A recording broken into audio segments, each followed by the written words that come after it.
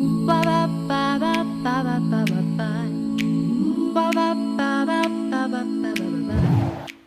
okay, so my question is, how do I keep so much stuff from coming into my house? So I hear this from a lot of my clients, and I see it firsthand where, we're decluttering, we're getting stuff out of the house, but it's coming in faster than we can do that. So overall, your home is still growing with stuff. So you really need to approach it from both ways. So you have your decluttering, of course, but then you have what I also call conscious consumption. So that's where you're becoming more conscious about the items that you're consuming and bringing into your house. And here's a couple points that are going to help you pay more attention to this and start to make smarter decisions about the things that are coming into your house. The first thing is, I want you to visualize this item coming into your house. So say you're out shopping and you're thinking about buying something. I want you to actually visualize putting it into your car, getting it to your house, taking it out of your car, and then what do you need to do with it? So do you need to assemble it? Do you need to set it up? Do you need to clean it? What kind of labor is going to be involved to get this item to where you can use it? And then just figure out, where is it going to go? Is it going to go in the kitchen, in a kitchen cabinet? Is there room in the kitchen cabinet for this item? And then start imagining using it. Is this something that you're going to use a lot, or is it something that you're going to like the idea of it, but you're not really going to use it as much as you might think? And just start to see how that journey is going to happen, and you're either going to think to yourself, absolutely, yes, I need this, this makes sense, and it's going to be super easy to set up, it's going to get used a lot. Or you might think to yourself, oh, that's going to be such a pain to set up, and I'm probably not even going to use it that much. And you kind of have this realization that maybe you just got excited about this item, but it's really not going to provide the value that you want or be as easy to use as you might have thought. So just go through that quick visualization. I mean, it honestly takes 5-10 seconds, and that's going to give you a clue into whether this item makes sense to buy. And it's not just for things that you're buying. I mean, it could be things that people are either gifting you, or maybe you're going to an event and they have freebies. Go through that same visualization process until before you bring anything into your house. And then what I kind of just mentioned was frequency of use.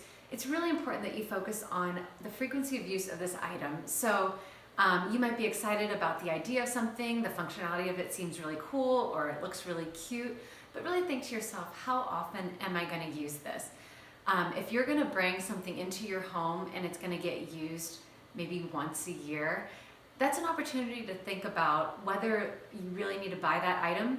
And sometimes you could just borrow it from your neighbor, or it's something that you can rent for a one-time use. So be thinking about those other options, because you're bringing that into your house to take up space, and if that's for only one use a year, it's really not worth it. And I see this a lot, especially with large items. I'll say, this item's just way too large for the frequency of use that you really use it, and you have something else that can actually do the same thing, it might make sense to get rid of that item. So, frequency of use is a really big help in determining whether to bring something into the house. Something else to really focus on, I see this a lot now, is trendy or items that are kind of in style now. So I see this a lot with toys or clothing. Buying things that are trendy are kind of setting you up for just a limited time use, and then it's really going to be a waste of space and consequently a waste of money. So say the kids are really interested in this certain kind of toy, that they saw it on TV, it's from a movie that just came out. There's a chance that they're not going to be as interested in this very soon. So see if you can kind of bypass that and buy something that's going to be have a little bit more longevity to it, that they're going to like for years to come. And then finally, and this is in the age of Amazon, is stay away from subscriptions whenever possible. So especially items that are going to be coming into your house without you really making a decision for them to come into your house. It's just happening. I start to see a backlog of things like paper towels, or you see this with prescriptions, or also people that do subscription for box foods, like HelloFresh or whatnot.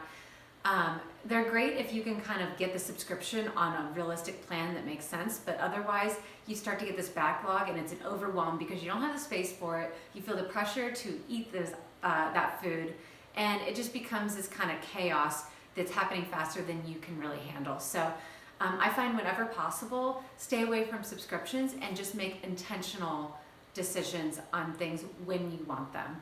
So I know, for example, we don't really use a whole lot of paper towels, but when we do, I go out and buy 2 rolls of paper towels, and then the next time I need them, I go and get them, rather than just putting them on a subscription and them coming into my house faster than I may be using them. So, and this can, you can repeat this process in all kinds of things in your house.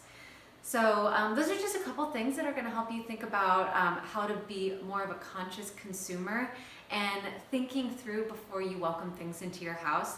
And I think if you do this, you're going to really cut down on the amount of stuff that's coming in. And then if you continue that decluttering process, you're actually going to be overall decreasing the stuff that's in your house.